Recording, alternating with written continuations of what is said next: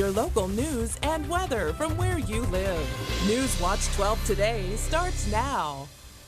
Governor Tony Evers unveiled his plan for opening Wisconsin's economy back up. Good morning, I'm Marissa Silvis. And I'm Angela Kim. The Badger Bounce Back Plan establishes the process and phases of reopening Wisconsin's businesses and returning to normal operation. Evers says his plan is informed by the president's guidelines released last week and is about turning the dial, not flipping the switch. It also uses statewide data and includes statewide goals instead of county-based metrics, which may irk some opponents of the plan, who'd like to see the economy open sooner. Evers says his reasoning for that is that infections can happen very quickly and viruses are not too bothered about county lines. Among the specific goals for opening back up, 14 straight days of fewer positive tests and symptomatic cases. And for the options on your screen to begin, Evers says that the state should reach its goal of getting 85,000 tests per week, and that everyone who needs to get tested will get tested. Evers' goal is quicker test result time and a quicker way to notify people who came into contact with the infected individual. And as we mentioned earlier, when the state starts to see this goal accomplished, as well as a negative trend in cases for 2 weeks, then phase 1 of his plan will begin. Now to the latest numbers. The total amount of confirmed coronavirus cases in Wisconsin is now more than 4,500. That's according to the Johns Hopkins Global Tracker. More than 2,200 cases have been confirmed in Milwaukee County, and Dane County has the second highest amount of cases with 382. There have been more than 234 COVID-19 related deaths.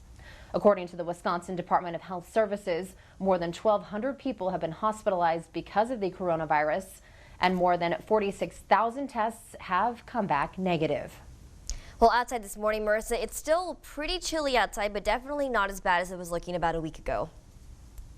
Oh, that is for sure. But I'm going to do my daily check out the window right now. And Angela, I see blue skies out there. So for more on what to expect today, let's head right on over to our weather center and our Tyler Moore for a first check of our forecast.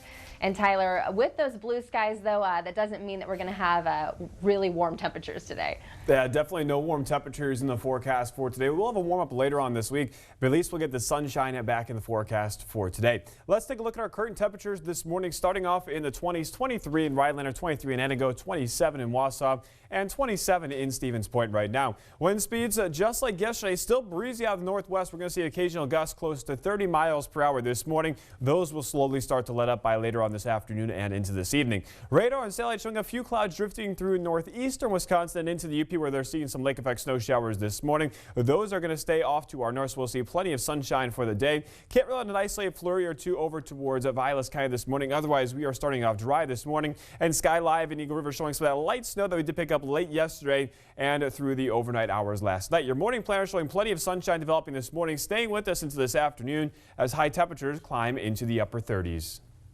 Thanks so much, Tyler. Aspirus announced they've suspended a doctor who attended the Open Wisconsin Now rally in Wausau over the weekend. A statement from Aspirus says that Dr. David Murdoch violated social distancing practices and defied the governor's order. Now, this is a screen grab of a Facebook post from his account, which has since been taken down, where Murdoch says the governor's order has been, quote, hell to small and large businesses, and adds, quote, that many say they favor death over living this way. Murdoch has been placed on administrative leave for the foreseeable future, and Aspirus says he will not be allowed to see patients while management reviews his situation. The COVID-19 pandemic is presenting unique challenges for Alzheimer patients and their caregivers, but one local association is trying to ease those challenges. The Alzheimer's Association in Rhinelander is now offering virtual programming and support groups for caregivers. According to Rhinelander Alzheimer's Association spokesperson Julie St. Pierre, 120,000 Wisconsin residents have Alzheimer's, and St. Pierre says that they offer many different program options. We have different support groups that we are offering that meet over the telephone, and we have really adapted the kind of support groups that we're offering as well. Now, for more information about the support groups, you can visit our website, WJFW.com. Foxconn Technology has announced that they will start making face masks amid the COVID-19 pandemic. According to a press release, Foxconn will be able to produce tens of thousands of procedural face masks. Foxconn will continue to abide by the governor's and CDC's guidelines by having some employees work from home. They are also having every employee who does enter the facility to go through a body temperature screening. As well as making face masks, Foxconn will be working with Medtronic to produce medical ventilators. With the CDC encouraging people to wear masks in public, many people have begun making them in their home. But the material that you use matters. The Wisconsin Face Mask Warriors, a statewide group of mask makers, cautions against using old t-shirts or jerseys that are not 100% cotton. Those materials may make it hard to breathe in the mask for long periods of time. They may also allow viral droplets to escape. While 100% cotton masks are not medical grade, they are often the best do-it-yourself option.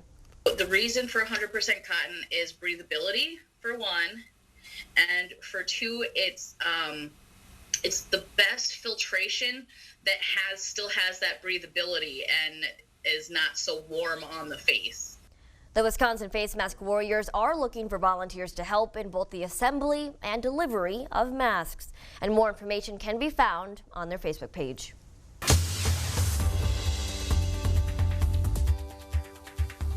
Vice President Mike Pence will visit Wisconsin today to highlight the production of ventilators at GE Healthcare manufacturing facility. According to the press release, Pence will tour the facility and engage with employees during a roundtable discussion.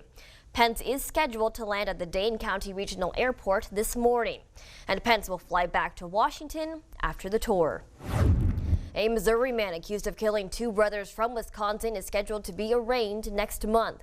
Garland Joseph Nelson of Bramer waived his right last week to a preliminary hearing in which the judge could hear the prosecutor's evidence against him and decide whether it was sufficient for him to stand trial. Instead of the 10 felony charges against Nelson will formally be read at his May 4th arraignment. Among the charges are 2 counts of each of the first-degree murder in the deaths of 35-year-old Nick Demel and 34-year-old Justin Demel of Shawano County. An attorney for a conservative law firm is urging the state Supreme Court on Monday to rein in the governor's expansive partial veto powers. Wisconsin Institute for Law and Liberty attorney Rick Essenberg told the court during oral arguments on Monday that the chief executive's ability to rewrite state law tramples on the separation of powers with the legislature. Evers' attorney, Colin Roth, countered that Wisconsin residents already limited the governor's power with a pair of constitutional amendments in 1990 and 2008, and that the high court shouldn't go beyond that. The court's conservative justices seem skeptical of Roth's arguments.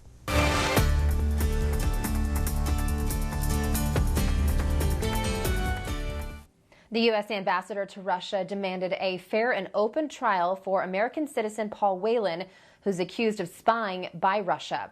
This tops our news making national headlines this morning.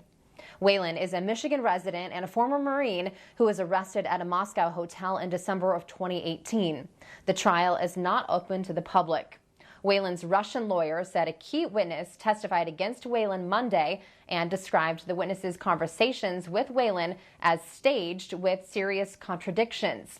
Whelan is accused of spying for the U.S. and having a flash drive with classified information on it. A spying conviction in Russia carries a possible sentence of up to 20 years. His lawyer also said the court will allow Whelan to be able to have phone calls with his family. A new Supreme Court ruling requires juries in state criminal trials convict only if the jurors vote unanimously. Louisiana and Oregon were the only remaining states that allowed convictions based on a majority vote. The latest ruling overturned the Louisiana conviction of Evangelista Ramos. Ramos is serving a life sentence for killing a woman after a jury voted 10-2 to convict him. The new rules will affect other defendants who are still appealing their convictions. For defendants whose cases are final, it'll take another round of lawsuits to determine whether the new ruling applies to them. Numerous people all across the nation continue to protest stay-at-home orders. Dozens of protesters voiced their frustrations over economic fallout in Palm Beach County, Florida. and a caravan of cars honking their horns started in South Miami and then moved to Delray Beach. In Augusta, Maine, a large group picketed outside of the state capitol, urging Governor Janet Mills to reopen the state so people can get back to work. A large group of demonstrators also formed near the state capital of California in Sacramento, as people waved around American flags while shouting their demands to end the statewide stay-at-home order. A surprise move overnight. President Trump announces on Twitter that he's suspending immigration into the U.S. to protect Americans from the coronavirus. NBC Washington correspondent Tracy Potts has this developing story. Shutting down immigration. President Trump says he'll sign an executive order, officials say early this week, to temporarily suspend immigration into the United States to protect jobs and Americans from the coronavirus. Senator Kamala Harris accuses him of shamelessly politicizing the pandemic.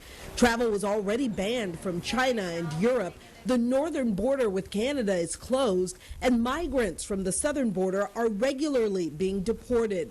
This unexpected shutdown comes as Congress tries to add $310 billion for more small business loans. Overnight, we learned the Senate may take action this afternoon. Knowledge it's past time to get this done for the country. The House is scrambling to get lawmakers back to Washington to vote Thursday morning. New York's Alexandria Ocasio-Cortez says she'll vote no because it's not enough money. I am not here for a $5 bill. I'm not. And I will not insult my community with one. As protests expand around the country. Let people go back to work. It's time. Florida, Georgia, and South Carolina are reopening for business. This can be the beginning of the pathway back to normal life. And health experts remain concerned that's not safe. Not everybody believes we should do so much testing. You don't need so much. The federal government could be a lot more help if we're going to get the testing we needed. Only 1% of the U.S. population has been tested. Tracy Potts, NBC News. Well, it's now 6:42, and coming up in sports, one Crandon athlete is transferring his skills from high school to the collegiate level. We'll have more. Plus, an update on the Packers and the upcoming draft and how the green and gold recently gave back. We'll have those stories and Tyler's full forecast when we come back.